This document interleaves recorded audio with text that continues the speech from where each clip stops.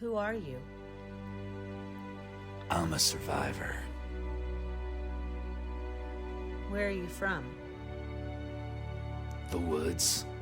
Just surviving. What have you been doing? You know, like surviving and whittling sticks and walking and picking out like cool outfits and stuff. Why? I'm looking for someone. Who? An old friend.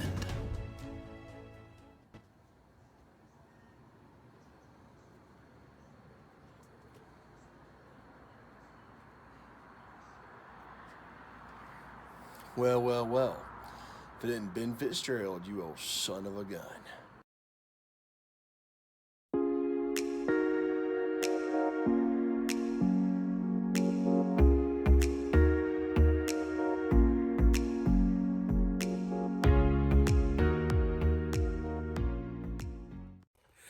Hey guys, this is Ben Fitzgerald. I'm out here in a secret location, just out in the wilderness, surviving. And yeah, it's been pretty hectic out here. Who knows what's gonna happen? But I'm pretty hungry. It's been a couple of minutes since I've eaten. I've just been living off the land, you know. Ben, I've got your go-gurt ready. Hun, I'm doing a survivor video, okay? Oh, I'm sorry. Let me know when you're done playing outside. So I've been looking all over the place, wandering in the wilderness, all alone, trying to find some sort of answer, some sort of sign as to where some of the other youth leaders might be. I've been looking everywhere, but I can't seem to find, of course.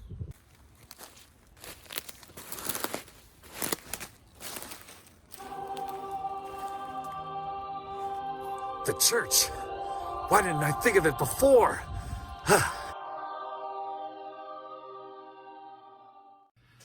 Well, now I am back indoors and out of the cold and the wilderness.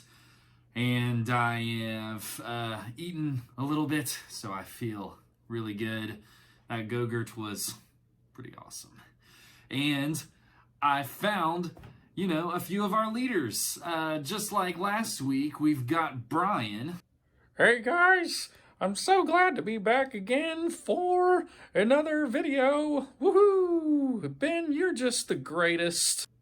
Aw, once again, he's just so complimentary. I love it. And we've also got Sophie here with us. Soph, you okay? Okay. Well, so we've got a fun episode for you guys tonight. Not only do we have Brian and Sophie with us, but we have yet another youth leader who has joined in the mix. We haven't seen him for a while, but yeah, let's say hey to Seth Lejeune. Oh, Seth Lejeune! I can hear you loud and clear. All right. We live from the deck of the USS Seth's bedroom. What you been up to, Seth? I've been sitting on my butt and typing things. What? Occasionally going to the bathroom. Hey, so tonight for Sunday Night Youth, we are gonna have Carlton share her testimony. All right, Carlton. Yeah, do you have anything you want to say to the youth right now? I love you guys and miss you guys, And with all the stuff that's going on, I want you to focus on all the cool, positive things that people are doing right now. Woo! Yeah! He's quite the goober, isn't he, folks? Well, we are going to get started with tonight's events. And so I'm really excited about some worship, prayer, and scripture like we've been doing the past couple of weeks, but especially excited to hear Carlton's testimony. She's one of the sophomore girls, and she's going to share her story with us tonight. And I'm really, really excited to hear from her and excited to hear what she has to say. And so, yeah, let's go ahead and get into some worship. Hey, we've got Caitlin and Jerry here with us now, which is pretty awesome. We're just going to sing a song, and after we sing that song, there will be some more songs in the description below that you can click the links on. But we thought we'd do a bit of worship back here in the chapel like usual, and yeah, we're gonna sing "Mercy Is Falling," and Kaylin and Jerry, they're gonna sing with me, and they're also going to do some of the motions and things like that. They're gonna be our professional dancers. But basically, we're going to do "Mercy Is Falling," and so as some of you guys know, the motions are mercy is falling, is falling, is falling. Mercy is falling like the sweet spring rain. Mercy is falling all over me. And then you do A-O, and you could do a personal O, a little O, or a social distancing O. I receive your mercy. A-O, and I receive your grace. A-O, and I will dance forevermore. And you can just do your own dance moves. That's not my skill set, so I'm just going to play the guitar. But yeah, let's go ahead and get started.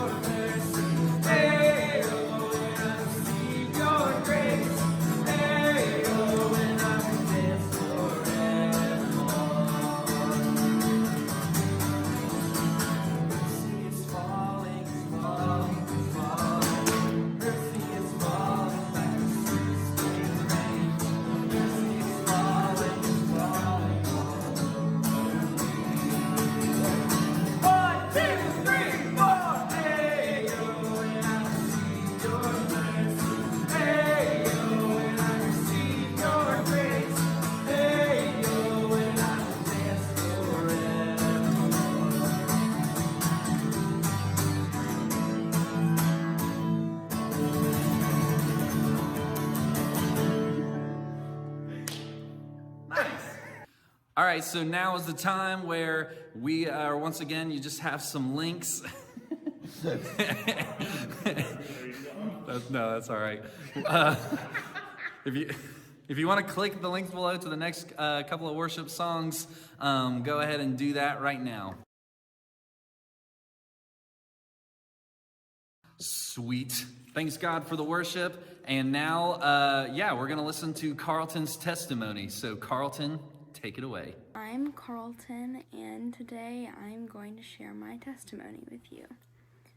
So starting off, my journey really kind of took off when I was in third grade.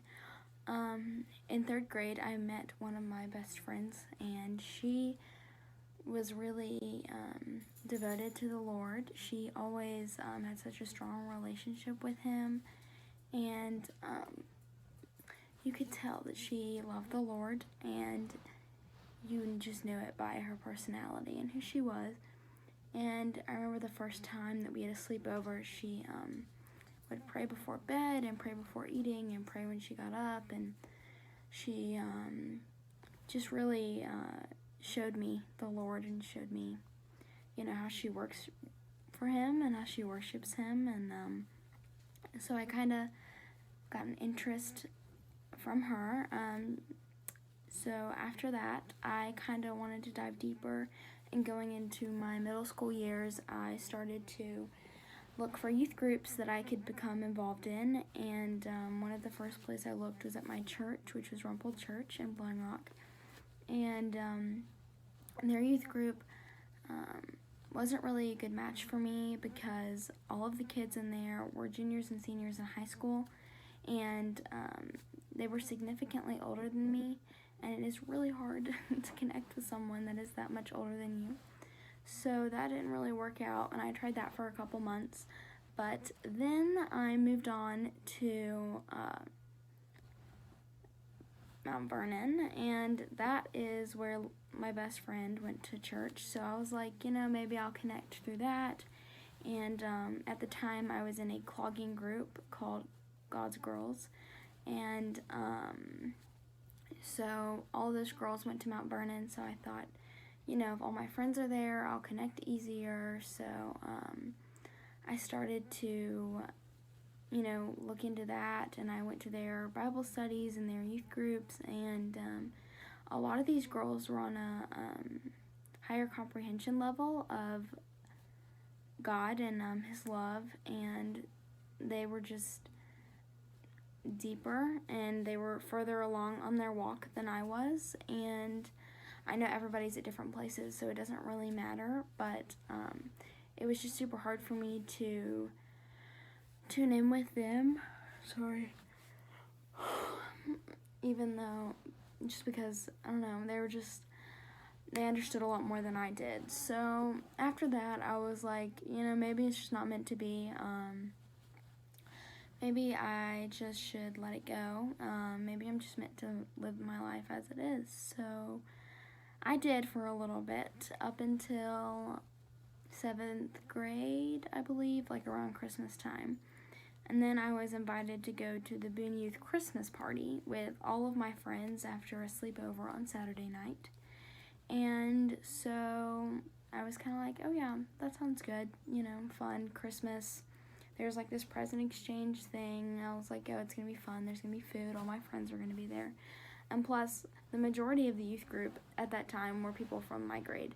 So I remember going there, and the second that I got there, Andy was like, who are you? And he asked me all these questions about who I was and my family and my interests. And I guess Andy and I just kind of sparked a relationship, and he had always been a person I could go to talk about anything, and that made me want to be at youth more because school was really hard for me in middle school, and it's just, I don't know, he was just a person to talk to, so I went to youth a lot more. And then I started diving into the worship there and listening and really tuning in to what Ben and Andy had to say, and listening to the music and to my peers and to Kirsten. And then, I don't know, I just tried to apply it to my everyday life, and I never, goodness gracious, it never really failed me. No matter what we were talking about, I could always apply it into my life. There was always something going on, or whether it was like one of my friends or my family or something like that. There was always something that Ben said or Andy said that I could apply to my life. So I did that, and I went on the DC mission trip the following summer, and it was super fun, and I definitely think it was a big part in my faith journey because I was able to connect with a lot of my peers that I hadn't really talked to. And that definitely made me feel more comfortable in the church, so I could have people to talk to about my faith, and it was just a really big thing for me. And then going into 8th grade, I continued to come to church, or not church, but I continued to come to youth, and I'd still go to Rumple for church, because that's where my grandmother went, and that's where all my mom's friends were, so that's where we went. And so I continued to come for youth. Oh my goodness. And then I went on winter weekend, and it was super fun. And gosh, what happened then? Then the following summer, Andy resigned, or whatever happened with that. Andy left, and my grandmother also passed away. And that was super hard for me because they were just two steady people in my life that I could talk to. And I remember thinking, like, if God is so good and we sing about him being this good father, and we praise him and we worship him, then why does he kill off, or why does all these bad people die? Like, why did my grandma pass away? Like, if she was so good, and if she gave back to her community, and she worshiped, and she, you know, she wasn't unhealthy or anything. She was one of the most, like, healthy people I knew at the time. But, you know, why would he take Andy out of my life if he was one of the most steady people I had to talk to? So I was really questioning God at that time, and I wasn't totally sure what happened with that. And so I went into my freshman year, and I was still continuing to come to youth and continuing to pursue my relationship with the Lord, but I got myself into some bad relationships and some bad situations, and I'm definitely not proud of them. And so then I started to kind of pull myself out of these bad places and surround myself with people that love me and care for me, and that was a big thing. And then I went on the New Fane mission trip this past summer to New York with a whole bunch of friends, and that was a big thing for me because it talked about, I talked about there everything that had happened my freshman year, and I just let it go, and I gave it all to God, and he made me new, and sure enough, he just took care of all of that, and I don't know, he just made it so much better. And so I went into my sophomore year with an open mind and an open heart for everybody, and I had a stable group of friends. And also around that time I just met Gresham, or I knew Gresham ever since kindergarten, but we kind of started to get really close at the end of the summer, moving into sophomore year, and it was awesome because Gresham shows me what it's like to be a disciple of the Lord, and he shows me how to love others and how to give back, and that was definitely a big part of my faith, because up until then I always thought it was, you know, worshiping and going to church and you know, following all the commandments and, you know, writing in your Bible on Sundays. But now I've learned that being a disciple is a lot more than that. It is showing love to others who may have done you wrong, or it's, you know, giving back to your community, or loving others the way God has loved you. And Gresham really just showed me all of that, and that was a big thing for me. And ever since then, I feel like God has been really steady in my life, and he's been really consistent, and I put him first a lot, always, almost, but sometimes life just gets so busy, and that's not an excuse, but, you know, I tend to focus on other things. But yeah, and that leads me where I am today. Yeah, so thank you for listening, and I really hope that this helped you, and bye. Thank you, Carlton, so much for sharing. It was an incredible story, and we're so glad that you were willing to do that.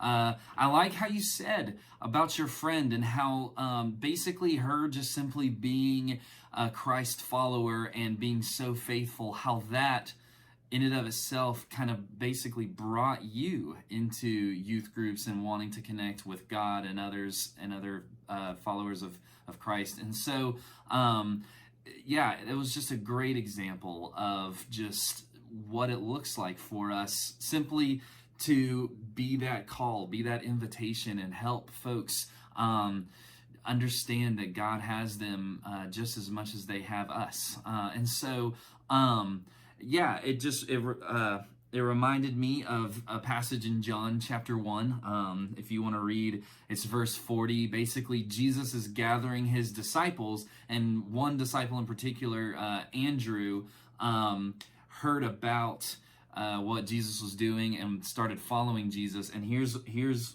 what John chapter 1 verse 40 says. It says, Andrew, Simon Peter's brother, was one of the two who had heard what John said and who had followed Jesus. The first thing Andrew did was to find his brother Simon and tell him, we have found the Messiah, that is the Christ, and he brought him to Jesus. So Andrew, the first thing he did when he started following Jesus was he went straight to his brother Simon and was like, you have got to check this out. This dude Jesus is awesome. And so he brought his brother Simon into the mold. And so and if you don't know the story, Simon, his name kind of changes basically to just simply Peter. And Peter becomes like this rock of the church. Peter becomes the disciple who like leads the church later on after Jesus had died and risen and went back up into heaven. And Peter is this incredible person. And it took simply his brother Andrew inviting him along. And so you have no idea what kind of people you're influencing and how we can bring them in simply by just being who we are and who we are as believers of Jesus and followers of Christ. And so I challenge you to think of it in how are we inviting other people. And I know we're in a weird place right now with that, right? Because it's like normally if you were being challenged to invite somebody into following Jesus, the way we would do that is by, hey, come to church or come to youth group or come to this. Like you would find somebody at school who you've been thinking about, and you would just say, hey, come on and join us with these worship services that we have. But right now we're all stuck in our bedrooms or in our houses, and so that looks differently now. But I want to encourage you guys in saying that just because we are stuck and quarantined in our houses doesn't mean that Jesus is stuck somewhere in a house quarantining himself. Jesus is on the move. Jesus is out and about, and he still is impacting people and doing things out in the world. And basically, if we just put light onto that, if we just shed light onto that darkness in the world out there right now, by just simply being who we are, simply being who you are, you can also invite others into following Jesus, even in your bedrooms. Sometimes it might just take a phone call, a FaceTime, a text message, whatever, just doing something on Instagram. But I challenge you guys to know that we can still impact the lives of others and still invite people to follow Jesus, even in our bedrooms, even in our houses, even quarantined. This has not stopped God at all from working. In fact, he's working greatly. So yeah, I just wanted to challenge you guys that. Again, thank you so much, Carlton, for your testimony. Well, that about wraps things up here. But before you go, I've got a few things I want to mention. So this upcoming Sunday, if you guys don't know, so right now it should be Sunday night if you're watching this. This is when I'm sending this video out. But next Sunday, next week, will be Easter Sunday, which is awesome. I love Easter Sunday, but that also means we are not going to have a youth video, so you can spend that time with your family. You can spend that time just kind of focusing on Easter things. And I also wanted to mention, leading up to Easter, every single day it's called Holy Week, leading up to Easter. So every single day we are going to have a live devotion, I believe at noon, each day starting tomorrow, if you're watching this on Sunday. But Monday, the Monday of Holy Week, we are going to, the whole church is going to have a live devotion every single day at noon. So check it out. If you're on Facebook Live, or if you're on Facebook, you can find Boone United Methodist Church. You can find us on Instagram and things like that, and even YouTube Live, I believe. So yeah, check that out. My devotion that I'm giving is going to be on Thursday at noon if you want to tune in then, but I really encourage you guys every single day of Holy Week to check it out, and it'll be stored, so if you miss it, don't worry, you can go back and watch it later at a different time if you need to. But I also wanted to mention that the Wednesday after Easter, the 22nd, we won't have Bible studies, and so you shouldn't have schoolwork either, at least I'm assuming. So hopefully you can just kind of take that week to just simply rest, which will be kind of needed, I think, at this time. So yeah, but that, like I said, that about wraps things up. Yeah, Sophie, Brian, it was great having you two here. It's always great to be here, Ben. I am so excited for Holy Week and for Easter, and it's gonna be awesome. Woohoo! All right, well, I miss you guys, and yeah, we'll see you in the next couple of weeks. Bye.